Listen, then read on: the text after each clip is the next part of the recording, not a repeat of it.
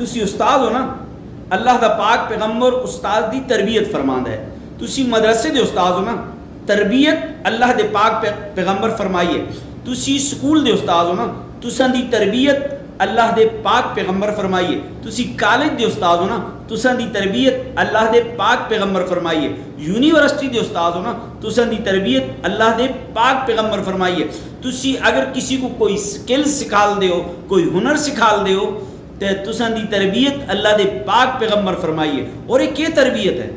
یہ میں تساں کو دسنا والا نا، بلکہ آقا دو جہاں صلی اللہ علیہ وسلم اپنی امت دی تربیت فرمانے، اپنی امت کو سمجھانے، اپنی امت کو بتلانے، اپنی امت کو دستین کہ تسی اگر استاد ہو، استاد ہو، استاد ہو، استاد ہو، جلاد نہ تسی استاد ہو، ظالم نہ استاد ہو، تسی حسد دی وجہ تو کساپڑے شاگرد کو مارنا والے نہ، بلکہ کیوں استاد ہو.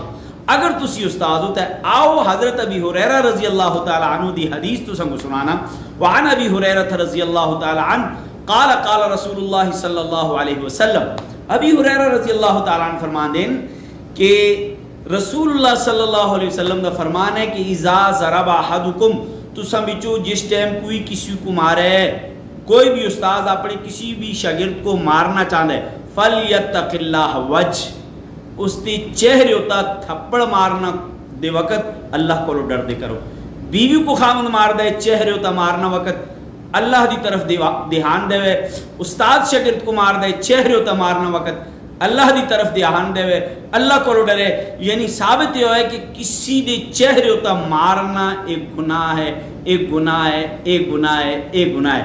یہ تربیت فرمائیے آقا دو جہاں صلی اللہ علیہ وسلم. اس تربیت کو دوسروں تک پہنچانا میں استساد دو. ویڈیو کو آپ بھی دیکھ دے کرو، سن دے کرو. یوٹیوب چینل ہند کو اسلامی و چینل سبسکرائب کرو، گھنٹی والا بٹن دباؤ. ٹک ٹاک ہند کو اسلامی و دینی چینل، فیس بک ہند کو اسلامی دینی چینل، اس ساری جگہ بھی تو سمجھتے یہ حدیث مبارکہ موجود ہو سی. دیہو بھی اور دوسرے کو دسو بھی. السلام علیکم.